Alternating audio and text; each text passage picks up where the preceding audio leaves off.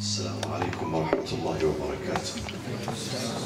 بسم الله الرحمن الرحيم. الحمد لله رب العالمين، والصلاة والسلام على رسول الله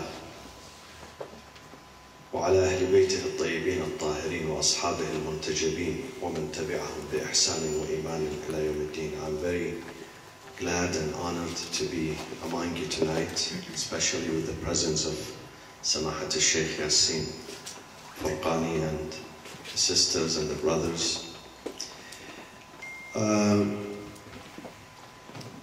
The concept of Islamophobia is widespread, as you just heard from Dr. Wael, the surveys that he mentioned, the surveys that took place in many European countries, and we have even worse percentages and figures in North America, especially in America. And there are two main reasons why do we have Islamophobia. First of all, you know how this idea came about. It was back in the 90s when Professor Samuel Huntington issued his study, the study that is named The Clash of Civilizations. And he said that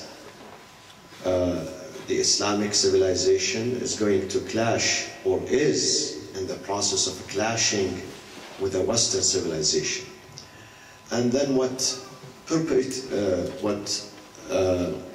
made this idea worse, exacerbated this idea, is the events of 9/11, 2001 that took place in America, and many other incidents that took place in many European countries. And of course the emergence of terrorist organizations such as Al-Qaeda, after Al-Qaeda, ISIS, and many others in Africa, in Asia, and other parts. Two main reasons behind Islamophobia. One is definitely the misunderstanding of Islam. Islam is very misunderstood by the Americans, by the Europeans, and by the Western people. The other reason for Islamophobia is not misunderstanding only, but also the prejudice. Some people do understand Islam, they do study Islam, many of them are professors of Islamic studies. They travel to Muslim countries, they meet Muslim families, they have Muslim friends, but still they don't like Islam. They have, prejudice, because of their prejudice, because of their arrogance that they have against Islam. They consider Islam to be inferior to the Western civilization. Islamic faith is not compatible with Christian, Judo culture, and Islam is not a modern religion. It's anti-modernity. This is what they believe. Islam is archaic religion, old-fashioned religion. It's not a religion for the 21st century. So therefore, they have a prejudice against Islam. Not that they don't want to understand Islam. They understand it very well. Some of them are even experts in Islamic law, in Islamic Sharia, Islamic law, but out of prejudice. And a prejudice, my friends, is found everywhere.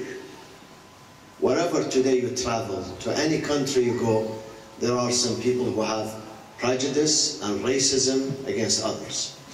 So we are facing this problem. We in America, you people in Europe, different parts of Europe, and I believe Islamophobia is going to exist for some time.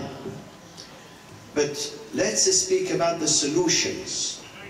We cannot keep complaining about Islamophobia, complaining about being victimized and marginalized by Western societies. We have to look for realistic solutions. How do we want to approach this issue? Especially the young generation. Many of you are born and raised in these countries. There are many things that we can do. One of them is that we should have a sense of pride in our citizenship. We should belong to these countries. We should be proud of our belonging to these countries. If I'm an American, I live in America, then I have to be proud of being American. If you are a European, then you have to be proud of your country, because this is your future, this is where you are studying, this is where you are graduating, this is where you are working, this is where you are going to raise your family. So many Muslims, they believe that citizenship is only to get the passport, to get the Dutch passport, the English passport, the French passport, the American, Canadian, and that's it. But it's not only a passport. It is a sense of belonging. This is my land. This is my soul. I'm responsible for the well-being of this society. The second thing we can do to tackle this problem, how much time do we have, Dr. Weil? 5 minutes. Only 5 minutes? 5 minutes altogether? No, it's 10, so you okay. 5 left. The other thing that we can do is the community work. We are mostly immigrants. Our parents came to this country as immigrants. They came searching for economic opportunities in these countries. And they came, they worked, they made a decent living. Now we have to pay back to this country. We have to pay back to the people of this country, to this land. We have to establish charities to help this country, not just to help the Muslims. Most of the Muslims in Europe and in North America, when they establish a charity, their goal is to help the Muslims, whether the Muslims of these countries or the Muslims of the Middle East, let's say, or other places. But we have to establish charities dedicated to help the country itself, the same society where we live. This is our responsibility. Community-led initiatives. We have to establish community-led initiatives. We have to reach out to others. Reach out to the interfaith community and the intrafaith. The interfaith, definitely we have to reach out to other faiths in these countries. We have to go and visit their temples, places of worship, houses of worship, synagogues, churches. We have to open up and reach out to them. And on the other hand, the Muslims have to reach out to each other, like what we are doing today. This is very rare. A Sunni Imam sits with a Shia Imam. This is not very common. Not very common in Europe. It's not very common in North America. So intrafaith is also important. If I want people to respect me as a Muslim, to respect my religion, my tradition, then I have to respect my brothers and sisters in the same faith. If we don't respect each other, if Muslims, they do not respect each other, then others, the outsiders, are not going to respect us. We have to show respect and cooperation and tolerance for each other. This is what we must do and we must continue to do.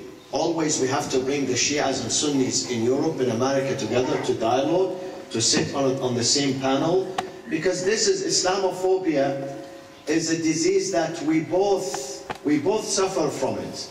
Not only the Sunnis, neither only the Shias. We as Muslims, we both suffer from that. And there are, of course, many other things we can do to tackle this. One of them is our own things, our own character. Many of those, Dr. Wa'il was reading some surveys about people having favorable or unfavorable views of Islam. Those who have favorable views of Islam, they say the reason because we got to know a Muslim family. I visited a Muslim family. I know in my neighborhood there is a good Muslim family. They are very responsible, very committed. They love this country. They work for the welfare of this country. So it changed their perception. So we have to reach out to people, to our neighbors. We have occasions in Islam, good occasions, where we can reach out to our neighbors. One of them is the month of Ramadan. The month of Ramadan is a beautiful occasion. If you can invite people in your neighborhood, or if you make some food, you can share the food with your neighbors. You knock at their door, let them know who you are, introduce yourself to them. these are some of the ways where we can dispel, Islamophobia, and I leave the podium now for Sheikh Yassin to continue on this, inshallah. Thank you so much.